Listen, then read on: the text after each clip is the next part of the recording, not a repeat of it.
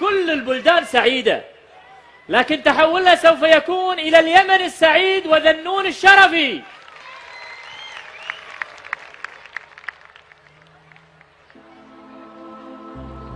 مساكم الله بالخير أيها الجمهور الكريم.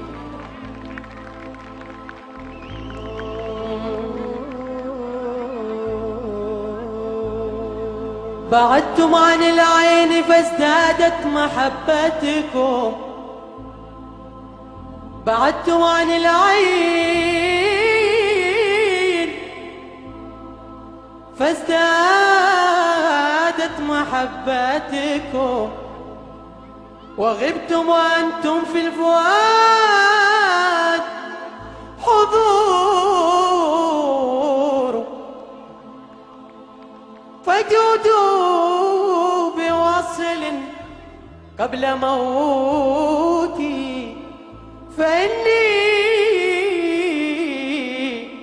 عليل فعمر العاشقين قصير.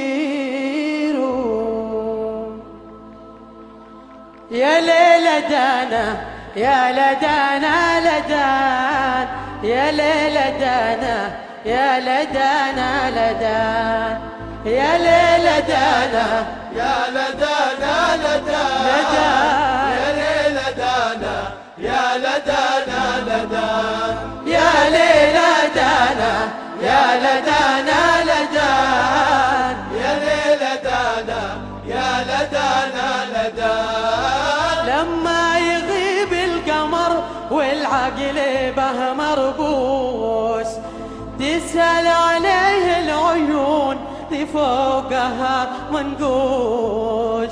لما يغيب القمر والعقل به مربوش، تسأل عليه العيون دي فوقها منقوش.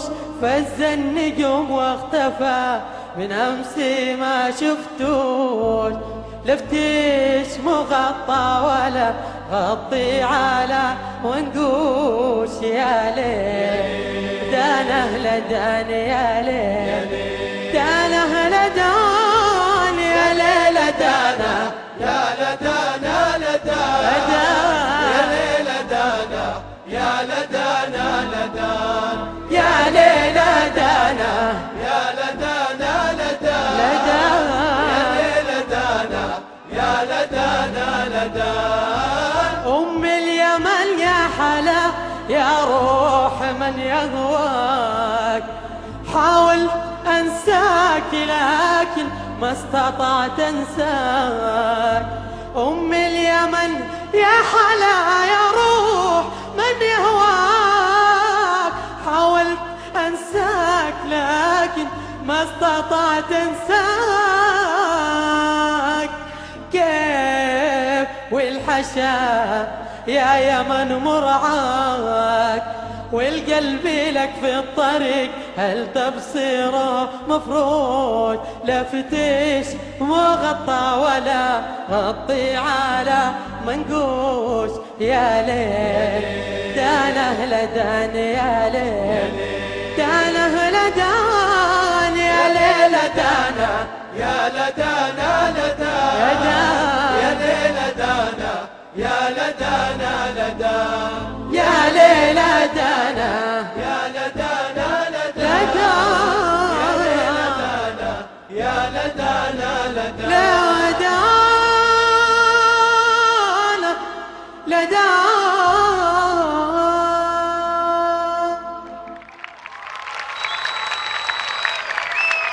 يا ليلى دان عليك يا ذنون، تحية لذنون، ما شاء الله عليك. قولها قولها آخر جملة هاي، يا ليلى دانا يا دان. الله. تفضل يا أستاذ أحمد. شو أقول بعد؟ ذنون ما شاء الله عليك، أبدعت اليوم يعني بهذا اللون الجميل، اللون اليمني جدا صراحة. يا ذنون اختيار موفق جدا، وتفاعلت معك وحاولت أنساك لكن ما استطعت أنساك. وتحية لليمن وهذا اللون الرائع العظيم، موفق ما شاء الله عليك. أستاذ أسامة. طيب نقطة إيجابية وأخرى سلبية. أيوة. الإيجابية أعطى درس حقيقة في موضوع الوزن، لما في أحد المقاطع مد وطبعا فاته المقطع فحذف كلمة وأخذ الكلمة اللي بعدها حتى يرجع للتراك صح. هذه مهارة معلم. ايه، هذه نقطة إيجابية. السلبية تحملني، بدأ بالفصحى، فما دام يؤدي الفصحى فلا بد أن يلتزم بالتشكيل الصح. قال زادت محبتكم بالضم وليس بالكسر ما دامت فصحى. يعني سويناها درس نحو. شكرا يا أستاذ أسامة، وشكرا لأعضاء لجنة التحكيم، وزادت محبتنا لذنون. بالتوفيق لذنون، حياك الله. طيب سيف ذنون معك. يا ليلى دانا عند ذنون الشرفي. طبعا الأسبوع الماضي قال ما كنت أسمع صوتي، اليوم نحن سمعنا صوته. ذنون سمعت صوتك؟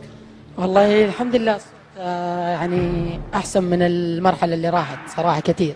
طيب أنت سمعت تعليق أبو عايشة في لجنة التحكيم وقال لك اللغة العربية، تعرف اللغة العربية مهمة عندنا، تتوقع هالشيء ممكن يخرجك اليوم المسابقة؟ والله هذا رأي اللجنة، ما أقول يعني أطلع ما أطلع، هذا رأيهم. أنا أديت اللي علي والباقي على الله ثم على اللجنة. موفق إن شاء الله يا ذنون الشرفي. إذا مشاهدينا الكرام ناخذ فاصل قصير ونعود لنكمل سهرة منشد الشارقة بنسخته السادسة. كويس. ذنون يبقى، يعني يبقى مكانه هنا.